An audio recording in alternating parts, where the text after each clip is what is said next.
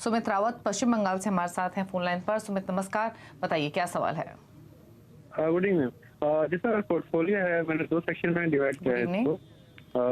एक है long term का इन्वेस्टमेंट जिसमें लगभग 20+ ईयर्स का होराइजन है, और सेकंड है 4 to 6 ईयर्स में शॉर्ट टर्म अगर कुछ आता है 5-6 साल के इमरजेंसी के लिए, तो वो एक एग्रेसिव पोर्टफोलियो एक रखा है।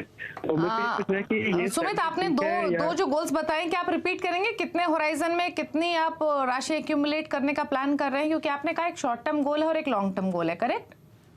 हाँ, राइट। दो पोर्टफोलियो हैं, जैसा मेरा मेल में भेजा है मैंने। तो जो लॉन्ग टर्म का पोर्टफोलियो है उसका टारगेट है 1 करोड़ इन 20 ईयर्स और 3 करोड़ इन 25 ईयर्स। और जो शॉर्ट टर्म का है उसका दूसरा आपने बताया 25 ईयर्स में 3 करोड़। यस।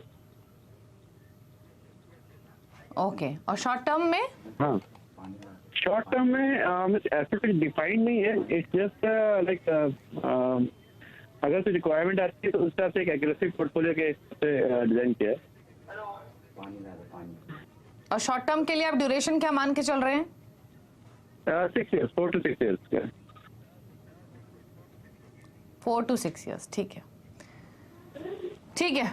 तो आपके दो पोर्टफोलियो हैं, एक है आपका शॉर्ट टर्म पोर्टफोलियो और एक है लॉन्ग टर्म पोर्टफोलियो। यानी मोहित, मैं क्लैरिटी दे दूं, इनके दो लॉन्ग टर्म गोल्स हैं, एक 20 ईयर्स में 1 करोड़ और एक 25 ईयर्स में 3 करोड़। ये तो इनके दो लॉन्ग टर्म टारगेट हो गए। एक शॉर्ट टर्म टारगेट है 4 to 6 ईयर्स में।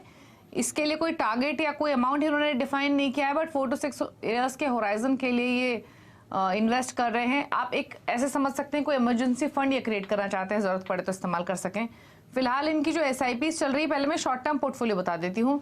वो है कैनरा रोबो का small cap 2500, IDFC mid cap 1000, axis small cap 1000, पराग पालिक टैक्स सेवर 1000। तो यानी जो शॉर्ट टर्म पोर्टफोलियो है उसमें ये ऑलमोस्ट 5500 की SIP कर रहे हैं। अब लॉन्ग टर्म पोर्टफोलियो देखेंगे तो इसमें कैनरा रोबो का blue chip, HDFC retirement saving fund, Axis multi cap, PGM India mid cap opportunities और ICICI Pru Nasdaq index fund है। यहाँ जो इनकी टोटल SIP चल रही है वो 12,500 की है। तो पहले तो बताइए short term long term portfolio कैसा है, गोल्स हासिल करने के लिए कितना और इनको इन्वेस्ट करना होगा, क्या सजेशंस? जी दीपाली, तो देखिए यहाँ पर अगर उन्हें जो रकम 20 साल में इकट्ठी करनी है उसके लिहाज से अगर देखा जाए तो इन्हें करीब 11,000 रुपए की मंथली SIP करनी है। और अगर इन्हें जो रकम 3 करोड़ की 25 साल में इकट्ठी करनी है उसमें अगर देखा जाए तो इन्हें 17,000 रुपए का SIP मंथली करना पड़ेगा। यहाँ पर हमने अज्यूम किया है 12% का रिटर्न इक्विटी स्कीम्स के अंदर, तो टोटल 28,000 रुपए का आपको निवेश करना पड़ेगा। ये तो हुई आपके लॉन्ग टर्म प्लानिंग की बात। अगर आप 18,000 रुपए जो कि आपका करंट सिप अमाउंट है, अगर आप उसे ही चलने दें पूरा 20 साल के लिए 12% के हिसाब से, तो कुछ 1.8 करोड़ के आसपास की रकम आप इकट्ठी कर सकते हैं। तो यहाँ पर अलग अलग तरह के कॉम्बिनेशन होते हैं। अब आप 20 साल के बाद में आप कितना पैसा उसमें से विड्रॉ करते हैं। अगर मान लीजिए जो आपका 20 साल का गोल है, आप उसमें से अपना पूरा पैसा विड्रॉ कर लेते हैं और फिर जो बची हुई रकम है कुछ 80 लाख रुपए आपके पास में बच जाएगा, 1.8 करोड़ जो इकट्ठा होगा उसे आप अगले 5 साल के लिए चलने दीजिए और अगले 5 साल के लिए भी आपकी जो दूसरी 18,000 रुपए की सिप है वो भी अगर आप चलने दें तो आप अपने गोल से जो है वो थोड़ा सा शॉर्ट रह जाएंगे। तो मुझे लगता है धीरे धीरे आपको अपने सिप का एलोकेशन साल दर साल थोड़ा सा बढ़ाना होगा। फिलहाल के लिए जो आपने स्कीम सिलेक्शन किया है वो स्कीम सिलेक्शन काफी अच्छा है, उसमें कहीं पर आपको जोड़ तोड़ की ज्यादा जरूरत नहीं है।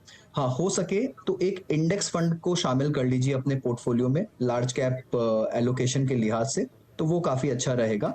और लॉन्ग टर्म के लिहाज से डाइवर्सिफिकेशन के हिसाब से आप कमोडिटी का सिलेक्शन भी कर सकते हैं, जहां पर आप एक गोल्ड बेस्ड फंड या SGB का एलोकेशन अपने पोर्टफोलियो को दे सकते हैं।